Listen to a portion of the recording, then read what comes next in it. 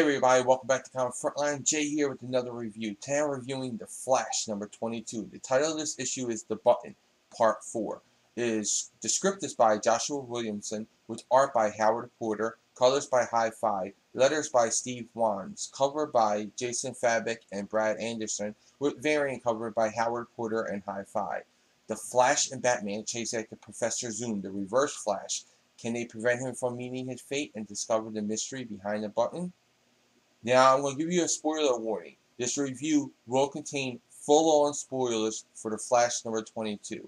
If you have not read this issue yet and you want to remain unspoiled, then stop this review, save it to your watch playlist, and return once you have read it.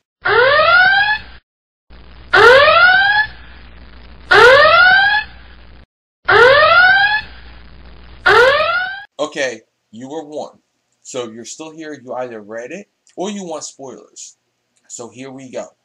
Wow, I love this issue. So many things happen here, and it's so fast. The Flash and Batman are chasing Dawn through the time stream as Dawn taunts Barry, boasting about how invincible he is and how he will continue to torture him when he discovers the truth behind the button at the end of the trail.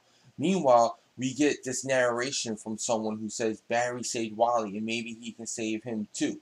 Batman tells Barry, about the voice, but Barry keeps shrugging it off, saying you can't focus on the voices or they'll lead you down to forgotten errors. Dawn reaches the end of it and confronts the mystery being at the end of the trail. And once again, he starts to boast to how no one can destroy him, and then all of a sudden, you see the change in Dawn, and he starts to cringe in fear, begging for mercy before he is killed. Then the cosmic treadmill falls apart, and Batman tells Barry to listen to the voice, he hears the voice again, and he tells him to say his name. His name is Jay.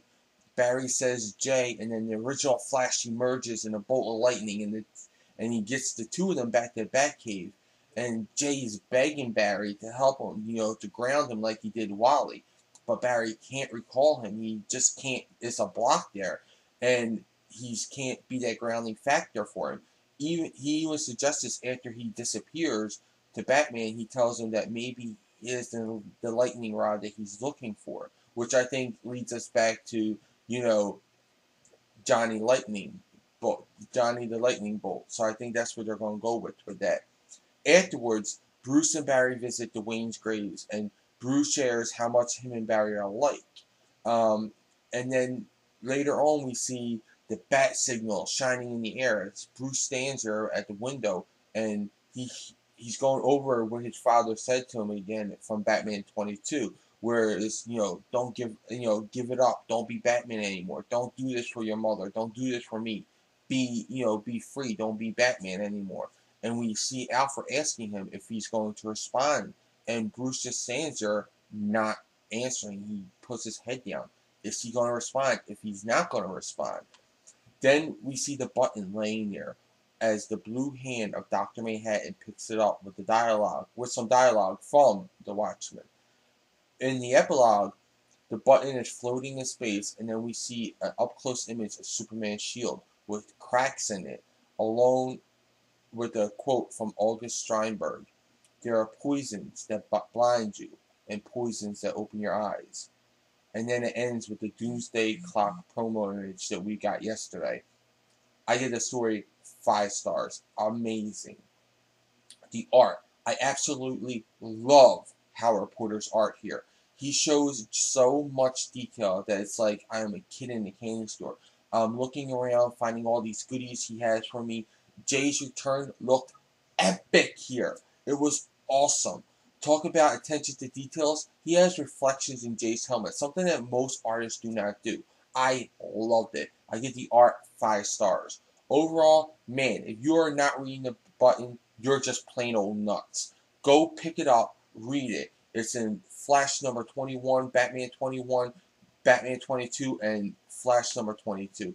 This issue alone isn't just the cherry on top of it, though. It is every topping you can imagine on top of it, and then some. Joshua Williamson and Howard Porter knocks this out of the park. They have me pumped for the Flash. They have me pumped for Batman.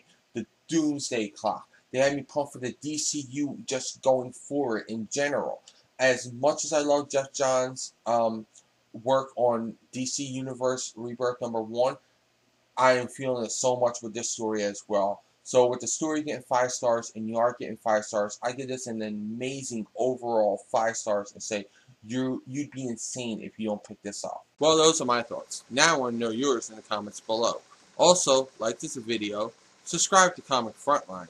Check out and subscribe to my channel, The Comic Book Theater.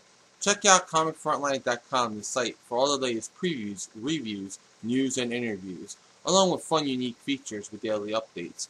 And don't forget to like and follow me, The Comic Book Theater, Media Menace, and Comic Frontline on Facebook, Twitter, Google+, and download Frontline Live every week on iTunes for free. I'll include all these links in the description below. Until then, I'll catch you in the next review.